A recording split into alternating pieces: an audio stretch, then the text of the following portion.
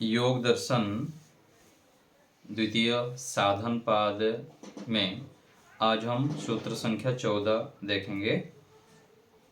पिछले पाठ में हम कर्मफल व्यवस्था के ऊपर विचार कर रहे थे। दृष्ट जन्म वेदनीय और अदृष्ट जन्म वेदनीय, जो इस जीवन में हमको कर्मफल दिखता है वह क्या है? दृष्ट जन्म वेदनीय। और अदृष्ट जन्म वेदनीय जो अभी हमको दिखता नहीं है और अगले जन्मों में वह फल मिलने वाला है। तो उसके विषय में आगे सूत्र संख्या 14 में बता रहे हैं कि ते लाद परिताप फलाहा पुण्य पुण्य हेतुत्वात्। सूत्र संख्या 14 शब्दार्थ देखिए। ते वे जाति आयु और भोग ह्लाद परिताप फलाहा सुख और दुख रूप फल वाले होते हैं। पुण्य अपुण्य हेतुत्वात् पुण्य और पाप के कारण उत्पन्न होने से। सूत्रार्थ देखिए। वे जाति आयु और भोग पुण्य और पाप कारण जन्य होने से सुख और दुख रूप फल वाले होते हैं। अर्थात जिन जाति आयु भोग का कारण पुण्य होता है वे सुख देने वाले होते हैं, और जिन जाति आयु भोगों का कारण पाप होता है वे दुख देने वाले होते हैं। तो कर्मफल का प्रकरण चल रहा है। बहुत उत्तम यह प्रकरण है। कर्मफल को जानना हमारे लिए अति आवश्यक है। किस किस कैसे कर्म करने से किस प्रकार फल मिलता है और उसके कारण हमें उसके फलस्वरूप सुख दुख होता है। योगार्थ प्रकाश देखिए। इस सूत्र में पुण्य से उत्पन्न जाति आयु और भोग सुख देने वाले और अपुण्य से उत्पन्न दुख देने वाले बताए हैं। जाति आयु और भोग, ये जो जाति आयु भोग है ये सुख भी देते हैं और दुख भी देते हैं। सुख कब होता है? वो यदि पुण्य के फलस्वरूप होता है तो सुख मिलता है, और यदि अपुण्य से वो जाति आयु भोग मिलता है हमें तो वह दुखकारी होते हैं। मनुष्य जाति मिल गया, उसमें भी अच्छे माता पिता मिल गए, मनुष्य हो गया जाति, और आयु उसके आधार पर निश्चित हो गया और वह फिर सुख देता है। कुत्ते के जाति मिल गया तो उसमें भी अलग अलग प्रकार के रेंज हो जाते हैं। एक तो गली में फेरते हैं, झूठे जो खाते हैं, और उसको कोई डंडा से पिटाई भी करता है, और कोई अच्छे से रहता है किसी घर में और वह बिना मांगे उसको भोजन मिल जाता है, बेड में सुलाते भी हैं, ऐसे भी हैं कुत्ते भी। तो देखिए, जो ईश्वर के गुण कर्म स्वभाव तथा वेद अनुकूल और ईश्वर ऋषिकृत ग्रंथों के अनुसार सुखप्रद एवं दुख निवारक है, वे पुण्य कर्म और इसके विरुद्ध कर्म अपुण्य कर्म है। तो यहाँ पर हम तो सुनते हैं, जानते हैं कि ईश्वर के गुण कर्म से अनुकूल जो है, वेद के अनुकूल जो बातें हैं उसके अनुसार यदि चलेंगे, ऋषिकृत ग्रंथों के अनुसार जब चलेंगे तो वह सुखदायी होता है। तो हमें ये कैसे पता लगेगा कि हम जो कर्म कर रहे हैं ये अनुकूल है अथवा प्रतिकूल है? ये भी संशय हो जाता है। तो व्यक्ति जब तक तपस्या नहीं करता है, ईश्वर की उपासना नहीं करता है, तो उसको इसका भेद भी पता नहीं लगता। बहुत बार सुनता रहेगा, पढ़ता रहेगा वह, लेकिन उसको पता ही नहीं लगता मैं अनुकूल कार्य कर रहा हूँ। अथवा इतना संस्कार अच्छे ना होने से भी लंबे समय तक पठन सब करते हुए भी व्यक्ति को अच्छे कर्म और बुरे कर्म का पता ही नहीं लगता। तो ये हो जाता है। तो मोटे रूप में हमको इतना समझना चाहिए कि जो भी हम कर्म करते हैं उसको अच्छे प्रकार परीक्षण करना चाहिए कि मैं जो कर्म करता हूँ ऋषियों के अनुकूल है कि नहीं, ईश्वर के अनुकूल है कि नहीं। यदि ऐसे होगा तो हमको सुख मिलेगा, और नहीं तो दुख मिलेंगे। यदि हम ये सब कर रहे हैं, हमको लगता है स्वाध्याय करते हैं, सत्संग करते हैं, यज्ञ करते हैं, सब कार्य कर ही रहे हैं, बाद भी उसके परिणाम स्वरूप हमको सुख नहीं मिल रहा है, हमारा मन शांत नहीं हो रहा है, बार बार दुख हमारे ऊपर आता है, प्रतिकूलता आ रहा है, तो हम कहीं ना कहीं गलत रास्ते में हैं और हमारे कर्मों में त्रुटि है, उसको सुधार की अपेक्षा है। तो हमें यह निरीक्षण करते रहना चाहिए। तो ये जो पुण्य कर्म हो गया इनके अनुकूल, और विरुद्ध कर्म है अपुण्य कर्म। पुण्य कर्म से प्राप्त जाति, आयु, भोग सुख देने वाले होते हैं, और अपुण्य से प्राप्त दुख देने वाले होते हैं। पुण्य कर्म करने वाले जीवों को विद्वान, धार्मिक, संपन्न माता पिता के घर में मनुष्य जीवन मिलता है, और वहां पर जाति, आयु और भोग सुखप्रद होते हैं। और अपुण्य कर्म करने वाले जीवों को पशु आदि जन्म मिलता है, और वहां पर जाति, आयु और भोग उस प्रकार मिलता है और दुखप्रद होता है। तो कई बार ऐसे भी होता है कि अच्छे माता पिता मिले हैं, परिवेश भी अच्छा है, सब कुछ है, लेकिन संतान फिर बिगड़ जाते हैं और गलत रास्ते भी चल पड़ते हैं। तो वहां भी ये अपवाद होता है, और अधिकांश होगा कि माता पिता अच्छे हैं, संस्कार अच्छे दिए हैं, अच्छे परिवेश होता है, तो उसके फलस्वरूप वो अच्छा ही संतान होता है। तो इससे जो समाज राष्ट्र में हो रहा है वो अलग पक्ष है, हमारे घर परिवार में जो अलग बात है। मुख्य इसको अपने ऊपर घटाना है और हमको संभल जाना है कि जो हुआ, जो हो रहा है वो तो एक तरफ, हमको अभी क्या करना है, जिस जगह पर हम हैं, जहाँ पर बैठे हुए हैं, जहाँ हम हैं, इस स्थिति में मुझको क्या करना है ये विचारना है। अभी मेरे कर्मों को कैसे करूं, मैं किस प्रकार से आगे के जीवन के लिए मैं तैयारी करूं, इसको जो समझ लेता है, जो इसके ऊपर ध्यान देता है, वो व्यक्ति बुद्धिमान है। जैसे हम बार बार यहाँ सुनते हैं कि जैसे हम सोचते हैं वैसे बन जाते हैं। बहुत सारे वैज्ञानिक लोग बहुत तरह रिसर्च करते रहते हैं और बताते भी हैं, और हम स्वयं जब निरीक्षण करेंगे तो पता लगेगा कि सुबह से लेकर शाम तक, रात्रि को सोने तक, हम कितने बार विचार लाते हैं मन में और कैसे कैसे विचार लाते हैं। तो जो गणना करेंगे तो कम से कम 50,000 से 1,00,000 तक, 50,000 से लेकर 1,00,000 तक हम अलग अलग विचार मन में लाते हैं। इतना गति से हम विचारते हैं, और उस विचारने में जब हम सावधान होते हैं, सतर्क होते हैं और केवल उसमें सकारात्मक विचारों को भरेंगे, तो हमारा जीवन परिवर्तन हो जाएगा। और अधिकांश हम क्या करते हैं, जहां देखो वहां पर लोगों की कमी देखना, दोष देखना, निंदा करना, चुगली करना, ऐसे करते करते जैसे हम अपने अंदर भरते हैं उस प्रकार प्रतिक्रिया, फिर बाहर हमारा जीवन भी वैसे ही हो जाता है। इसलिए कहते हैं ना कि जैसे सोचोगे वैसे बन जाओगे। और हमारे सोच का प्रभाव हमारे शरीर के ऊपर भी दिखता है, हमारे रूप रंग के ऊपर भी दिखता है, हमारे स्वास्थ्य के ऊपर भी दिखता है, और हमारे जीवन भी उस प्रकार बनता है, वैसे ही दिखाई देता है। तो बुद्धिमान, जागरूक व्यक्ति, समझदार व्यक्ति जो अपने जीवन को श्रेष्ठ करना चाहता है, उसके लिए उसको आवश्यक है कि अपने विचारों को सावधानी से लाएं, और गलत विचार आए तो तुरंत ब्रेक लगाएं। हम यदि दूसरे को देखते हैं, सामने वाले किसी भी व्यक्ति को देखते हैं, उसका दोष हमारे सामने आ जाता है, तो हम सावधान हो जाएं। और कहीं भी हम जाते हैं, किसके साथ भी व्यवहार करते हैं, यदि गुण दृष्टि होता है, हम सकारात्मक विचार कर रहे हैं, तो हम ठीक हैं, और उसको बरकरार रखना है, लगातार बनाए रखना है।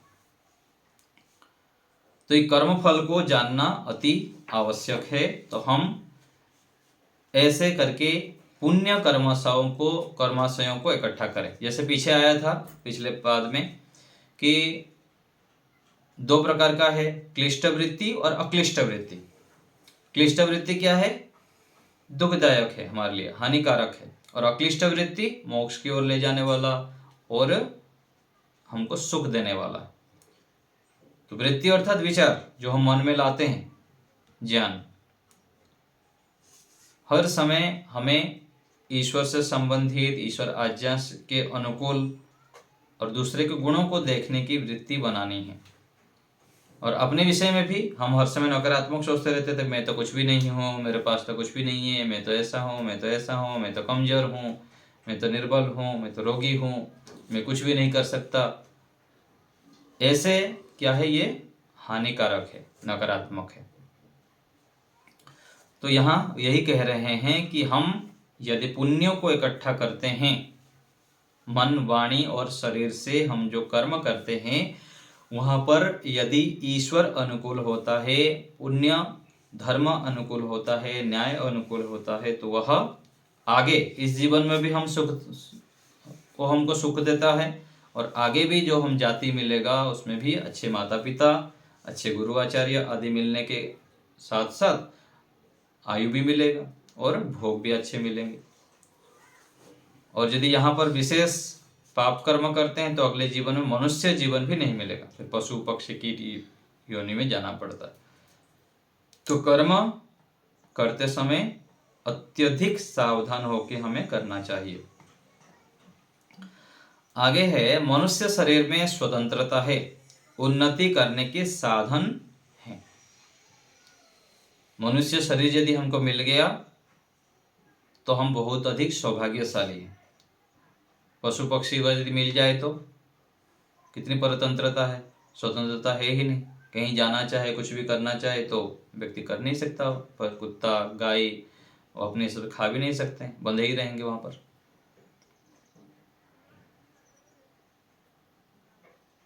तो शरीर यदि हमको मिला है, स्वस्थ शरीर मिला है, हाथ पैर नाक आंख आदि है, तो हम कुछ भी कर सकते हैं। बस हमारे विचारों को ठीक करना है, उचित मार्गदर्शन में रहना है। एक एक विचार जब हम सावधानी पूर्वक लाएंगे और उसके अनुसार अपने जीवन को बनाते चलते हैं, आगे लेते चलते हैं, तो जो हमको चाहिए सब मिलता है। और सुख शांति जो हम आत्माओं की विशेष आवश्यकता है, जो सभी की इच्छा है, वो प्राप्त होता है। अन्य जीवों से सहायता लेने की सुविधा है, किसमें? मनुष्य शरीर में। स्वयं भी कर लेते हैं और दूसरे से सहायता भी ले लेते हैं। ईश्वर की स्तुति प्रार्थना उपासना करके मोक्ष प्राप्त करने का प्रयत्न संभव है इस शरीर में। कुत्ता, गधा, घोड़ा, उन लोग तो ईश्वर की स्तुति प्रार्थना नहीं कर सकते हैं, ईश्वर की उपासना नहीं कर सकते हैं। और जो विकलांग है, जो भयंकर रोगी हो जाते हैं, जो मानसिक रूप में अक्षम हो जाते हैं, जिसकी मस्तिष्क काम भी नहीं करता है, क्या करना क्या नहीं करना, ऐसे पागल खाने में होते हैं, तो उनको देखें कि उन लोग कैसे अपने जीवन को जी रहे हैं। और हमारे पास सब कुछ होते हुए हम निराश रहते हैं, हर समय दूसरे के दोष देखते हैं, कमियां देखते हैं, लड़ाई झगड़ा में लगे रहते हैं और अपना जीवन समाप्त कर देते हैं। यहाँ चारों तरफ से व्यक्ति हमको परेशान करेंगे, हमारी साधना को भंग करेंगे, नीचे गिराएंगे, हमको साधना मार्ग से भटका देंगे। ऐसे सब स्थितियाँ आएंगे यहाँ पर, सभी के साथ आया, सभी ऋषि मुनि महापुरुषों के साथ, और हमारे साथ भी आएगा।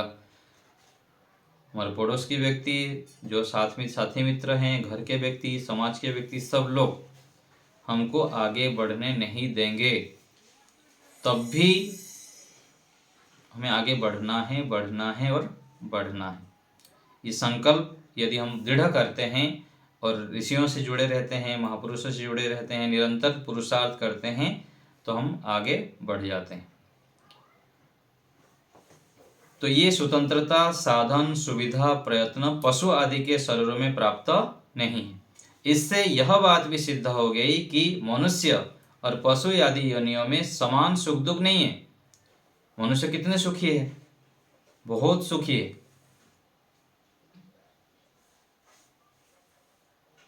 पशु आदि योनि मिले तो बहुत दुख है, परंतु पुण्य से प्राप्त जाति, आयु, भोग से मिलने वाला सुख भी योगी के लिए दुखप्रद ही होता है। ये और एक बात बता दी, शरीर जो मिला हुआ है, सब कुछ है, लेकिन फिर भी रोगी को, जो योगी है उसको दुख दिखता है। हम तो सोचते हैं कि बढ़िया शरीर में है, हमारा शरीर कितना रूपवान है, कितना बढ़िया अच्छा है, स्वस्थ है, बलवान है, मैं धनवान हूँ। योगी को क्या दिखता है? वहाँ आएगा आगे इस सूत्र में, जो शरीर के विषय में जहाँ पर दिया है वहाँ पर दिखेगा, और आगे भी बता रहे हैं सांख्य दर्शन में सूत्र देते हुए। योगी व्यक्ति को दिखता है कि मैं तो शौचालय के टैंकी के अंदर हूँ। जो शौचालय के हमारा गटर होता है ना, उसके अंदर किसी को डाल दे तो कैसे होगा? रह सकता है कुछ देर? नहीं रह सकता। अभी हम कहाँ पर हैं? वास्तविकता तो यही है, शरीर पूरा मल मूत्र से भरा पड़ा है और हम आत्मा शुद्ध है, पवित्र है, फिर भी हम इसके अंदर हैं, हमको पता नहीं है।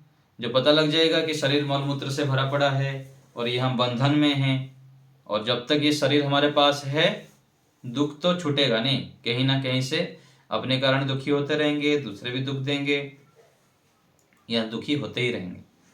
जब ऐसे निश्चित हो जाता है तो योगी व्यक्ति इससे भी अलग होना चाहता है कि शरीर से छूट जाऊं, और इतना पुरुषार्थ करो, इतना मेहनत करो, वो फिर शांत होकर बैठता नहीं है। जो ज्ञानी बन जाता है वो आलस्य प्रमाद बिल्कुल ही नहीं करता। जब तक अज्ञानता रहेगी व्यक्ति पड़ा रहेगा, सोता रहेगा, हंसता खेलता रहेगा, समय बर्बाद करता रहेगा, ये होगा। जितना जितना ज्ञान का स्तर बढ़ जाएगा उतना उतना व्यक्ति पुरुषार्थी हो जाता है, एक क्षण भी नष्ट नहीं करता। ऋषि दयानंद जी देखिए, इतने समाधि के प्राप्त कर लिए सब कुछ, फिर भी बैठे थोड़ी रहे। स्वामी सत्यवती महाराज जी कब से समाधि की प्राप्ति उनकी स्थिति बन गई थी, फिर भी वो कहाँ बैठे रहे? पुरुषार्थ करते रहे। और ऐसे ही देखिए, जब छोटे छोटे बालक होते हैं ऐसे ही टाइम पास करते रहते हैं, और जब ज्ञानी बन जाता है व्यक्ति, थोड़ा बहुत ज्ञान का स्तर बढ़ता है तो वो मेहनत करता है, पैसा कमाना चाहता है, अपनी योग्यता को बढ़ाता रहता है, समय व्यर्थ नहीं करता। तो योगी व्यक्ति को इस जो अच्छे शरीर और सब कुछ मिलते हुए भी उसको दुख ही दिखता है। वहां पर सांसारिक सुख क्षणिक और दुख मिश्रित है, अतः योगी के लिए भोग काल में वह सुख भी प्रतिकूल ही है। भोग काल में भी सब कुछ ठीक ठाक मिला हुआ है, फिर भी उसको दुख दिखता है, और ये ज्ञान विवेक की स्थिति है। सांसारिक सुख क्षणिक और दुख मिश्रित है, अतः योगी के लिए भोग काल में वह सुख भी प्रतिकूल ही दिखता है। क्यों? क्योंकि सांसारिक जो सुख है मिलता है वो क्षणिक है, और दुख भी मिला हुआ है। वो आगे बताएंगे 15वां सूत्र में क्या क्या दुख मिला हुआ है। संसार के सभी पदार्थों में 4 प्रकार के दुख छिपा हुआ है। थोड़ा सा असावधान हो गए, थोड़ा सा उसके साथ साथ जुड़ जाएंगे तुरंत। परिणाम दुख, ताप दुख, संस्कार और गुणवृत्ति विरोध दुख। तो अतः ये हो गया, इसलिए सांसारिक सुख को भी योगी त्याज्य मानते हैं। सांसारिक सुख भी नहीं चाहिए, नहीं चाहिए। इसलिए तो देखिए गौतम बुद्ध से लेकर ऋषि दयानंद जी और जितने भी बड़े बड़े धनी लोग इन लोग थे, क्यों छोड़ दिए सब? मौज मस्ती करते धन संपत्ति को लेकर सब। इस विषय में सांख्यकार महर्षि कपिल जी ने कहा है कि कुत्रापि कोपि सुखी न। पूरा दुनिया भर में छान मान लीजिए, किसी व्यक्ति के पास जाओ, राष्ट्रपति हो, प्रधानमंत्री हो, सब जगह अंदर जाके उनको जो मिलेंगे करेंगे उनके पास, तो उनके पास भी दुख है, चाहे किसी भी रूप में। 1% है, 2% है, 5% है, दुख तो है ही। कुत्रापि कोपि सुखी ना, कहीं पर भी कोई भी सुखी नहीं है। तदपि दुख सबलम इति दुख पक्षे निक्षिपन्ते विवेचिकाः। सब दुखी दुख मानते हुए जो थोड़ा बहुत सुख है उसको भी दुख के पक्ष में डाल देते हैं योगी लोग, ज्ञानी लोग। भावार्थ देखिए, संसार में कहीं भी कोई भी व्यक्ति पूर्ण सुखी नहीं है। सुखी तो है, सुखी नहीं ऐसा नहीं है, सुखी ना हो तो व्यक्ति जी ही नहीं सकता। सुख जब कहीं और किसी भी वर्ष में नहीं दिखता है, व्यक्ति आत्महत्या कर लेता है। आत्महत्या क्यों करता है? उसको दुखी दुख दिखाई देता है। भाई संसार में तो दुखी बहुत दुख है, बहुत दुख है, सुखी राह भी नहीं दिखता। थोड़ा सा भी राह जब दिखता है तो व्यक्ति बच जाता है। संसार में जो भी सुख उपलब्ध होता है वह दुख मिश्रित है, इसलिए विवेकी लोग उस सुख को भी दुख की कोटि में सम्मिलित करते हैं। इससे यह सिद्ध हुआ कि दुख रहित नित्य सुख के लिए, क्या कह रहे हैं, दुख रहित नित्य सुख यदि चाहिए तो शुद्ध ज्ञान, शुद्ध निष्काम कर्म और शुद्ध उपासना के द्वारा ईश्वर प्राप्ति करनी चाहिए। ये सार है। तो पुण्य कर्म तो पहले व्यक्ति अशुभ कर्म करता है, पाप कर्म करता है, फिर मिश्रित कर्म करता है, फिर शुभ कर्म करता है। उस शुभ कर्म को फिर बढ़ाते हुए ये सारे क्या हो जाते, सकाम में आगे, फिर आगे निष्काम में चला जाता है और वहां पर पूर्ण पुरुषार्थ करते हुए, समाधि प्राप्त करते हुए, शुद्ध ज्ञान, शुद्ध कर्म, शुद्ध उपासना के द्वारा ईश्वर को प्राप्त करता है, फिर मोक्ष को चला जाता है। यदि यहाँ सुख दिखेगा तो व्यक्ति यहाँ फंस जाएगा। इसलिए सभी शास्त्रों में, दर्शन आदि शास्त्रों में व्यक्ति, ऋषियों ने वर्णन करते हैं कि यहाँ पर दुख ही दुख है। ऐसे तो स्वाभाविक रूप में सब लोग सुखी सुख सुख मान के संसार के पीछे दौड़ते रहते हैं। ये दुख मन में बिठेगा, दिखाई देगा दुख, तो यहाँ से हटने का सोचेंगे और इससे जो अलग, प्रकृति से अलग परमेश्वर हैं, उसको प्राप्त करना चाहेंगे, उसकी ओर ध्यान जाएगा। छोटे से आयु से यदि ऐसे डाल दिया जाए, जन्म से, गर्भ से ही डाल दिया जाए कि संसार में दुख ही दुख है, यहाँ स्थायी सुख नहीं है, स्थायी सुख के लिए तो ईश्वर ही एक मुख्य साधन है, ईश्वर ही साध्य है। ईश्वर को प्राप्त करते ही हम सुख, स्थायी सुख को प्राप्त कर सकते हैं। यदि छोटे आयु से बैठा दिया जाए और छोटे से आयु से ही उसको ध्यान करना सिखा दिया जाए कि परमात्मा के पास बैठो तुमको सुख मिलेगा, तो बड़े होके फिर वो उसमें लग जाता। लेकिन यहाँ बहुत बड़े होने के बाद भी, बड़े आयु होने के बाद भी पता ही नहीं लगता ध्यान कैसे करें, ईश्वर में प्रेम ही नहीं होता, ईश्वर में रुचि ही नहीं है। तो फिर यहाँ बहुत सारे संस्कार बन जाता है 50 साल 60 साल तक। फिर 60 साल के आयु में सोचता है कि ध्यान करूं, ईश्वर की उपासना करूं, फिर समाधि को प्राप्त करेगा। कितना लंबा प्रोसेस है। तो ये हमें विचार करना है। हमें संसार में दुख देखना है और दुख देख के दूसरी तरफ क्या करना है, परमेश्वर में सुख देखना है। जब हम ईश्वर में हमको सुख दिखाई देगा, ईश्वर प्रणिधान करेंगे, ईश्वर के सानिध्य करेंगे, ईश्वर का ध्यान करेंगे, तो हमें रास्ता दिखेगा कि कैसे संसार से बाहर निकाला जाता है। संसार में रहते हुए पहले कैसे हम व्यवहार कर सकते हैं, फिर आगे संसार से बाहर कैसे निकलेंगे वो दिखेगा। पहले तो संसार में रहते हुए कैसे व्यवहार करें। कितने सारे लोग कितने प्रतिकूलताएं कर देते हैं। ऐसे ऐसे व्यवहार करेंगे आप, पूरा आपका साधना चौपट। इतना मेहनत करके स्थिति बनाएंगे, ऐसे ऐसे काम कर लेंगे आसपास के लोग, तो आपको पूरा नीचे गिरा देंगे। जब आप गलत ना होंगे तब भी आपको दोषी ठहरा देंगे, मिथ्या आरोप लगा देंगे। ऐसे ऐसी स्थितियां हो जाती हैं। तो ऐसे हमें सोचते हुए आगे बढ़ना है, ईश्वर से सहायता मांगनी है, तो हम सफल होंगे, कर्मफल को समझ भी पाएंगे और अच्छे कर्मों को करेंगे। तो मुख्य हमारे विचारों को देखें, हर समय सकारात्मक विचार से युक्त हों, दूसरे का निंदा चुगली, दूसरे के विषय में चर्चा आदि से बचें और स्वयं भी ईश्वर की ओर जुड़ें, अच्छे अच्छे विचारों को लाएं, सत्संग बार बार सुनते रहें, तो हम सकारात्मकता से जुड़े रहेंगे, सकारात्मकता विचारों से युक्त होंगे, फिर हमारा कर्म भी उस प्रकार होगा। ठीक है, आप लोग को कुछ पूछना हो तो बताइए अभी। नमस्ते आचार्य जी। नमस्ते जी। आचार्य जी, मैं आप जिस प्रकार से, मतलब जिस उत्तम प्रकार से समझाते हैं, आपके मतलब जो आप बोलते हैं बिल्कुल बहुत अच्छे तरीके से मतलब समझ में आता है। और एक मतलब बड़ा ध्यान से मतलब कई बातें होती है ना कि कोई व्यक्ति सुनता नहीं है, लेकिन आप जिस तरीके से बोलते हो, समझाते हो, उस तरीके से मतलब मन करता है कि बड़े ध्यान से एक आपने चित्त ऊपर उस बातों को सुना जाए और सुनने के बाद मतलब ये नहीं कि उसको निकाल दिया, उसको दिमाग में रखकर फिर उसको व्यवहार में लाने का भी मन करता है। लेकिन मैं ये पूछना चाहता हूँ कि जैसे मान लो ये कहते हैं कि किसी पता नहीं कहाँ मैंने ये पढ़ा है कि बिना गुरु के, देहधारी मतलब जो गुरु होते हैं उनके बिना गुरु के अगर आप खाली किताबों से पढ़ोगे तो उससे पढ़ने का कोई फायदा नहीं है। इसके पंक्ति कुछ पूरी मैं बता नहीं पा रहा क्या। तो ये मतलब ये जैसे आप दूर हो, मेरे आसपास, तो मैं मेरठ से बात कर रहा हूँ, आसपास में तो कोई ऐसा है नहीं आपके जैसा, इस समय हाँ तो दो तो एक, मतलब हाँ मैं कैसे। समझ गया आपकी बात।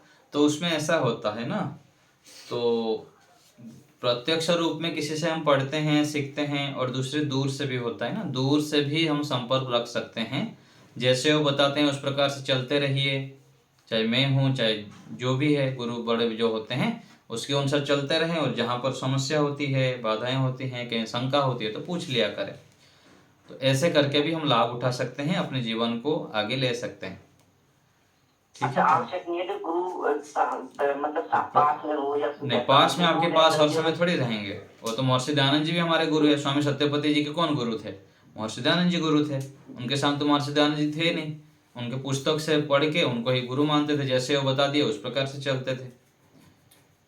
लेकिन आचार्य जी, मेरे ख्याल से जहाँ तक मुझे मैंने पढ़ा है, आचार्य चाणक्य ने कहा है कि जिस तरीके से मतलब ये पढ़ते हैं बिना गुरु के, जो शिक्षा किताबों से पढ़ के किताबें ज्ञान ग्रहण करते हैं, वो पंक्ति है कि उसमें कि वो उस स्त्री की तरह है जो बिना पति के गर्भ धारण करती है, इस तरीके से उसमें कहा नहीं, गया। यदि आपको लगता है कि प्रत्यक्ष गुरु पर रखने से लाभ है तो आपको घर द्वार छोड़ना पड़ेगा। प्रत्यक्ष आके किसी गुरु के सानिध्य में रहने से विशेष लाभ होता है।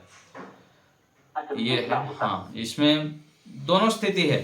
प्रत्यक्ष रह के भी जो नहीं बन पाएगा, परोक्ष रूप में भी इतना बहुत महान भी बन जाते हैं। दोनों स्थितियां हैं, हमको देखना है कि हमको क्या करना है। अपना ज्ञान का स्तर, अपना संस्कार सब अलग अलग सबका है। तो अपने हिसाब से निर्णय करना है कि मुझको क्या करना है। प्रत्यक्ष करना है तब भी स्वागत है, और अप्रत्यक्ष करना है तब भी अवसर है। तो दोनों तरह से है। जब आप कर सकते हैं। जब आचार्य जी आपकी बात सुनते हैं तो मतलब एकदम लगता है कि हाँ, विश्व की ओर बढ़ लेना चाहिए सब छोड़ के, लेकिन जब आपका ये समाप्त हो जाता है तो तो ऐसे फिर कौन सा होगा, अपना ऐसे जाता है, ऐसे तो फिर वही हम। लंबे समय तक चलता रहता है। ऐसे संघर्ष होते होते होते, तो सत्संग सुनना, फिर दूसरा दिन भर पुरुषार्थ करना, आदि आदि लंबे समय तक जब करते हैं, एक संस्कार यदि हमारा तीव्र होता है पिछले जीवन का, तो साथ देता है, वो आगे बढ़ के हमको आगे आगे ले चलता है। और यदि थोड़ा बहुत होगा ऐसे संस्कार विवेक वैराग्य संबंधित, थोड़ी देर चलेंगे फिर रुक जाएंगे। ये स्थितियां चलता ही रहता है। तो तो उसमें चिंता ना आचार्य करें, जी, आगे बढ़ते रहिए आप। यदि गृहस्थ करके कोई व्यक्ति उसमें जाता है, मतलब संन्यास लेता है, तो क्या उसका मोक्ष हो जाता है? हाँ, क्यों नहीं होता है, होगा, जरूर होगा। गृहस्थ में जाने के बाद फिर वो देखिए, संन्यास ले तो। गृहस्थ में जाना नहीं जाना, ब्रह्मचर्य रहना, ये सब एक तरफ। मुख्य बात है कि व्यक्ति के अंदर क्लेशों का दग्धबीज होना। गृहस्थी व्यक्ति भी जितना तपस्वी होते हैं, साधक होते हैं, ब्रह्मचर्य का पालन करते हैं, संयमी होते हैं, कई बार ऐसे देखा जाता है कि बड़े बड़े सन्यासी भी उतना नहीं होते हैं। तो गृहस्थ में अच्छा जी। जाना दोष युक्त है ऐसा नहीं। ऋषि दयानंद जी लिखते हैं कि जो गृहस्थियों की निंदा करता है वो निंदनीय है। तो गृहस्थ जो शास्त्र अनुकूल जीते हैं वो दोष युक्त नहीं है। शास्त्र से विरुद्ध जब चलते हैं तो वो दोष युक्त होता है। गृहस्थ को सबसे श्रेष्ठ कहा गया है। मतलब ज्येष्ठ ये सब ज्येष्ठ प्रकार से ज्येष्ठ तो सन्यास है, सबसे बड़ा जो है। लेकिन गृहस्थ आश्रम से ही सभी आश्रम का पोषण होता है। तो ईश्वर को सामने रखते हुए यदि हम गृहस्थ धर्म को ठीक से पालन करते हैं, समाज के लोग जो भी बोलते रहें, समाज एक तरफ है, एक तरफ ईश्वर है। समाज के लोग कुछ भी बोलते रहेंगे, बोलने के लिए वो स्वतंत्र है, अपने ज्ञान के आधार पर वो बोलते रहेंगे। लेकिन ईश्वर को सामने रख के यदि हम गृहस्थ धर्म को भी ठीक से पालन करते हैं तो भी हम मोक्ष की ओर बढ़ सकते हैं। उदाहरण दिखता नहीं है यहाँ पर, उत्तम गृहस्थी दिखते नहीं है अथवा कम दिखते हैं, उसीलिए गृहस्थों को लोग आज दो दोष दे देते हैं। नहीं तो बड़े बड़े विद्वान हुए हैं, आचार्य हमारे युधिष्ठिर मीमांसक हुए हैं, और भी बहुत सारे आज गृहस्थी आचार्य हैं, बड़े बड़े विद्वान हैं, और अच्छे ऐसे समाज राष्ट्र के कार्य कर रहे हैं जो गृहस्थ हैं, और उनका जीवन संत जैसा ही है। तो इसके विषय में भी हमको एक अच्छी दृष्टि रखना चाहिए। हो नहीं पाता है, हम कर नहीं पाते हैं, उतनी योग्यता नहीं है, तो हमारा दोषी है, गृहस्थ दोषी नहीं है। यदि चाहे तो वहां जाकर भी ईश्वर को प्राप्त कर सकते हैं। हाँ हाँ, वैराग्य होना चाहिए। उतावलापन करके कहीं पर हानि नहीं करनी चाहिए। अच्छे मार्गदर्शन करते हुए, अच्छे निर्णय करके फिर आगे बढ़ना चाहिए। कई बार जोश में आके व्यक्ति होश खो देता है, फिर हानि हो जाती है आगे, तो ये देखना होता है। ठीक है सर, ठीक बहुत है बहुत धन्यवाद आचार्य जी, आपको नमस्ते। जी। सचदेवा साहब बोलिए। आचार्य जी नमस्ते। नमस्ते जी। अभी जो प्रमोद जी ने बात कही चाणक्य वाली, वो उस समय तो ठीक था जब हम शब्द खाली पुस्तकों से ही पढ़ते थे, लेकिन आज ये जो साधन है हम आपको सामने देख रहे हैं और आपसे पढ़ रहे हैं, पुस्तक भी सामने रखी हुई है और उस पर जो प्रश्न उठते हैं, हमारी शंका होती है, उसका भी आप समाधान कर रहे हैं। तो ये साक्षात से आप हम ये कह सकते हैं 90% तो हम साक्षात ही हैं। नहीं, ये इसमें बताया ना, मैं आप बता रहे हैं, बढ़िया ठीक बता रहे हैं, मैं इसी को बता रहा था। बहुत सारे ऐसे व्यक्ति हैं जो बड़े बड़े सन्यासियों के साथ रहे, उनकी सेवा किए 15 साल, 20 साल, 25 साल, लेकिन उनका जीवन पूरा जीरो है ना। और दूसरे पक्ष में और कोई ऑनलाइन पढ़ रहा है श्रद्धा भाव से और उतना पुरुषार्थ करता है जैसे बड़े बताते हैं, जैसे गुरुजन बताते हैं, और वो 100% उसके लाभ ले रहा है, उसके जीवन में पूरा परिवर्तन हो जाता है। व्यक्ति स्वयं होते अपना पुरुषार्थ कितना है, शास्त्र एक काम करते हैं, गुरु अपना मार्गदर्शन करते हैं, हमको उनसे लाभ लेना होता है।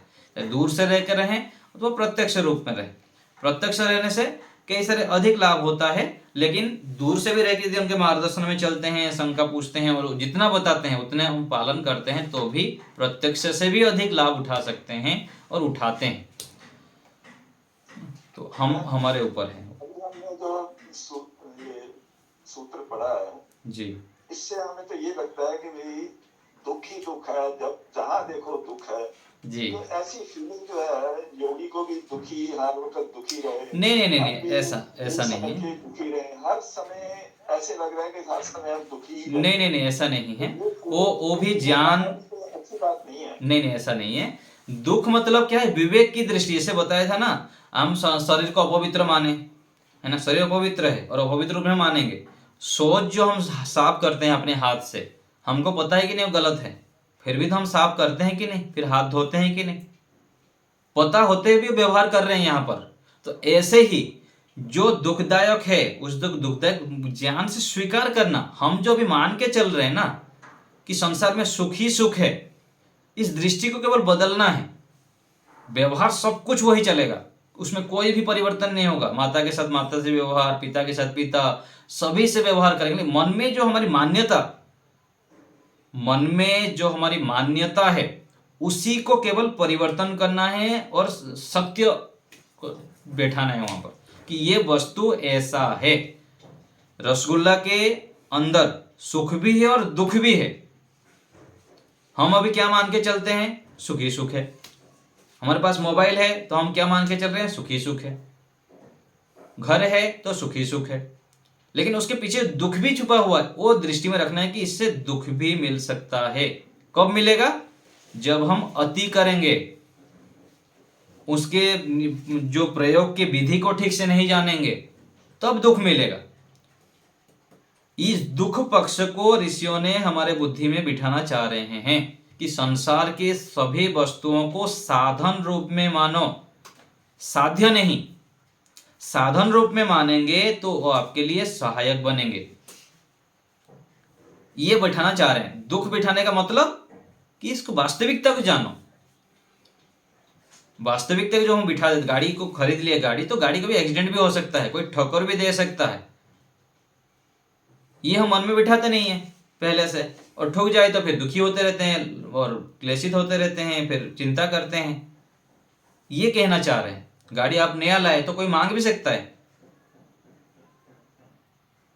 तो ये जो ताप दुख आएगा, ये आएगा कि हमारे साधन कोई होता है तो कोई मांग ना ले, कोई छीन ना ले, कोई ठोकर ना लग जाए।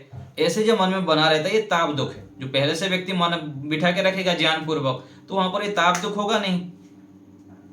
तो ये दुख का अर्थ हमको समझना चाहिए। दुखी दुख का मतलब ये, ठीक है। योगी भी ऐसे ही समझते हैं। हाँ, हम मान के नहीं चल रहे हैं क्या? अपने दृष्टि से देखिए ना, हम जब खाने लगते हैं, मिठाई खाते हैं, तो सोचते हैं ना कि अधिक खाऊंगा तो 10 बार ठोकर लगा, कि अधिक खाऊंगा तो दुख होगा। पहले से दुख दिख जाता है हमको। पहले से दुख दिख जाना, ये विवेक की दृष्टि है। और यही योगीपना है। हमको जितने जगह पर हमको दुख दिख रहा है, हम सावधान हो जाते हैं। ये हमारा योगी दृष्टि है। ऐसे करके सभी पदार्थों में हो जाता है।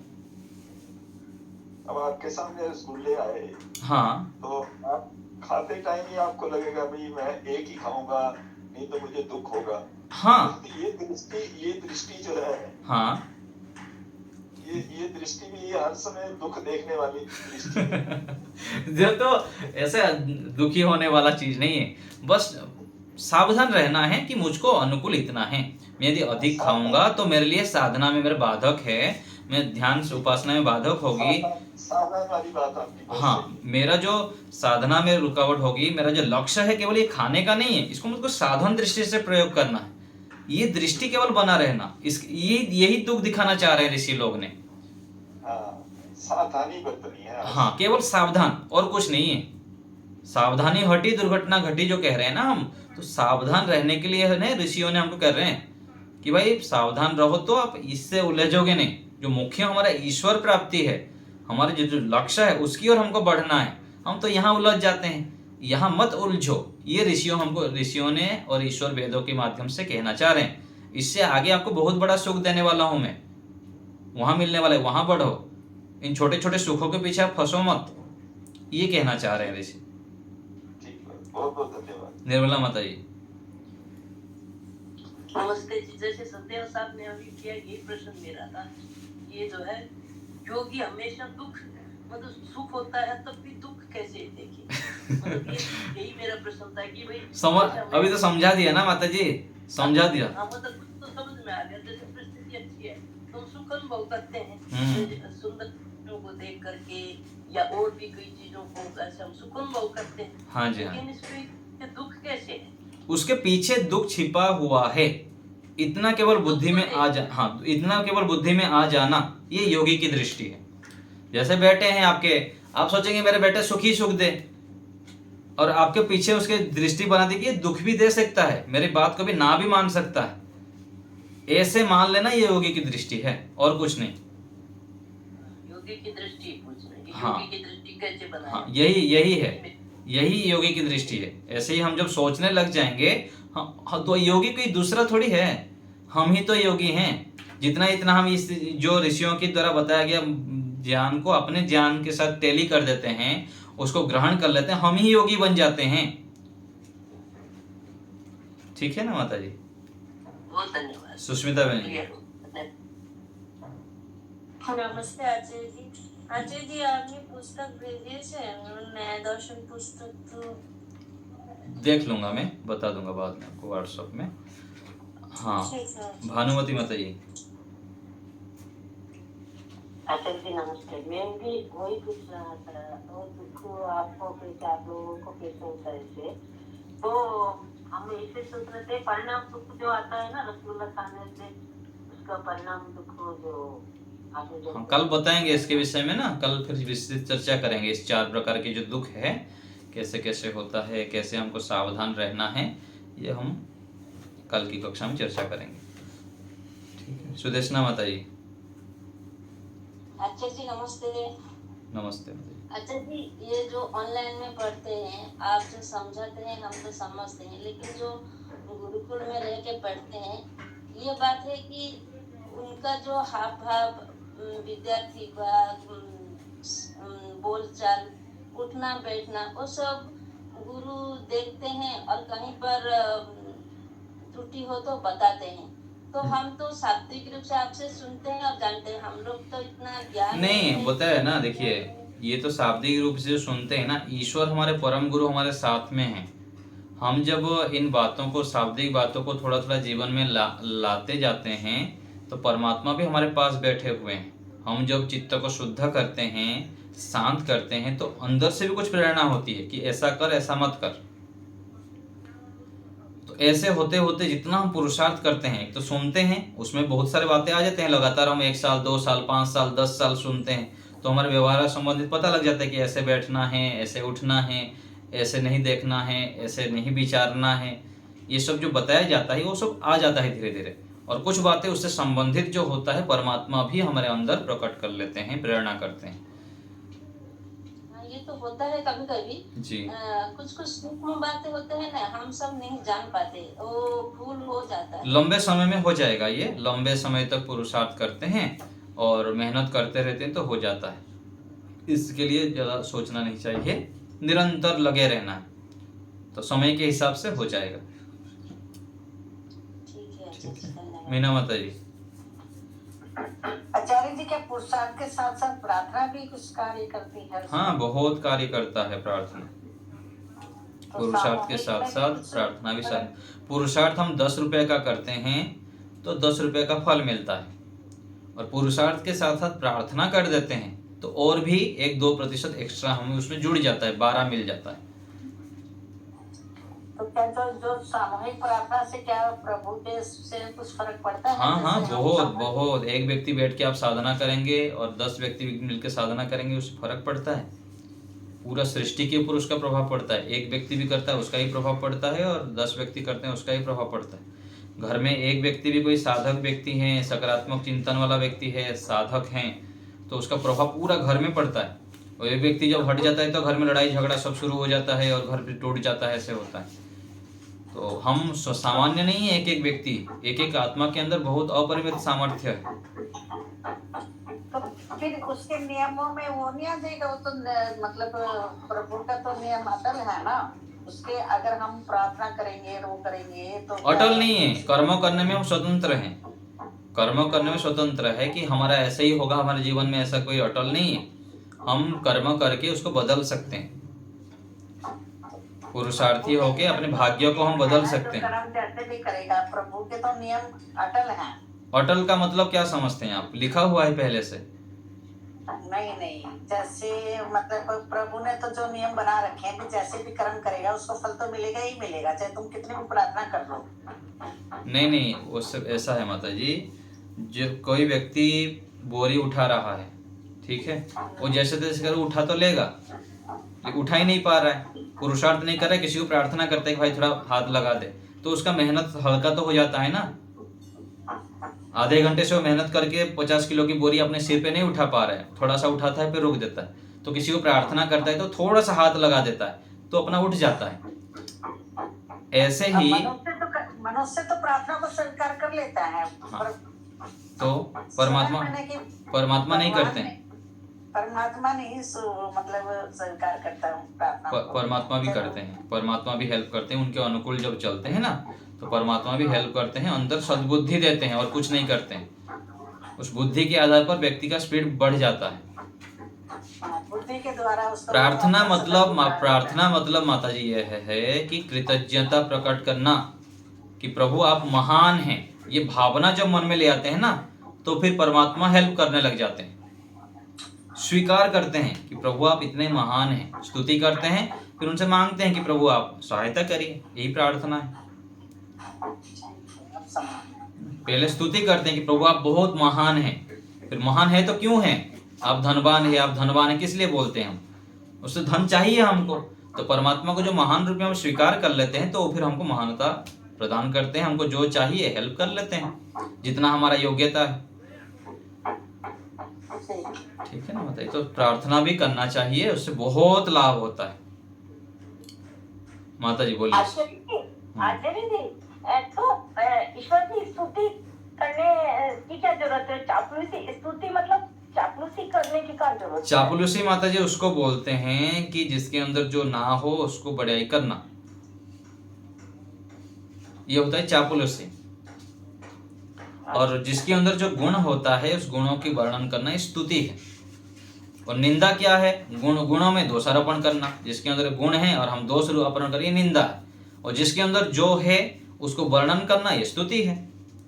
तो ईश्वर भी अपेक्षा रखता है क्या प्रशंसा? अपेक्षा नहीं रखते हैं, लेकिन हमको सिखाते हैं कि भाई तुम यदि ऐसे करोगे तो आपका ही लाभ है। हम अपेक्षा क्यों रखते हैं कि हमारा कुछ कमी होता है तो रखते हैं, और ईश्वर को तो कुछ कमी है ही नहीं, तो इसलिए बोलते हैं कि तुम्हारा ही लाभ है, मेरी प्रशंसा करोगे तो तुम्हारे अंदर भी विनम्रता आएगी और तुम सत्य को स्वीकार करोगे। मान लीजिए कोई धन सेठ जी हैं, कोई भिक्षा मांग रहा था, उसको बोल दिए कि तू भिक्षा क्यों मांग रहा है, तेरे लिए 100 रुपया 1000 रुपया ले तो बिजनेस कर कुछ, और वो बिजनेस किया, 1000 से 2000 कर लिया, 5000 कर लिया, फिर उसको कुछ सहयोग चाहिए वो दे दिए, इसके पास तो 5000 करोड़ रुपया है, तो उसकी प्रशंसा करेगा, भाई सेठ जी तो बहुत अच्छे हैं, ये है वो है।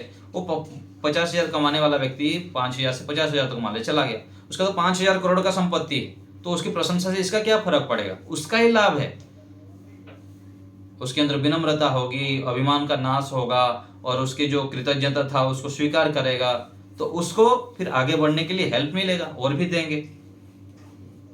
तो ऐसे ही परमात्मा तो बहुत महान है, हम उनको क्या दे सकते हैं? हमारा ही लाभ होगा। हम जब उनकी स्तुति करेंगे, प्रार्थना करेंगे, तो हमको थोड़ा थोड़ा कभी कभी हमारी योग्यता के अनुसार मिल जाएगा। ठीक है माता जी? चलिए, और वो तो आदमी व्यक्ति को जरूरत है प्रशंसा की, मुझे लगता है। ईश्वर की प्रशंसा नहीं, ईश्वर की प्रशंसा क्या कर रहे हैं? हम जो है उसी को स्वीकार कर रहे हैं। हे प्रभु, आपके अंदर ये गुण हैं। प्रशंसा क्या कर रहे हैं? भाई आप हैं तो है। दोस्त तो ये कि हम मानते नहीं है, हमको अपने आप को मान लेते, मैं ही सब कुछ हूं, मैं धनवान हूं, बलवान हूं, ज्ञानवान हूं। वो गलत है। ये दोषी हो जाते हैं ना। जो परमात्मा दिए हैं उसको स्वीकार करते हैं, प्रभु आप सर्वशक्तिमान हैं, बलवान हैं, धनवान हैं। ये क्यों कह रहे हैं हम? इसलिए कह रहे हैं कि अपना अभिमान नाश हो, मैं तो जीरो हूं। अपने अभिमान के नाश के लिए हम बोल रहे हैं कि माता पिता को क्यों कृतज्ञता क्यों प्रकट करना, कि माता जी आपने ही मुझको बड़ा किए हैं, सब कुछ है।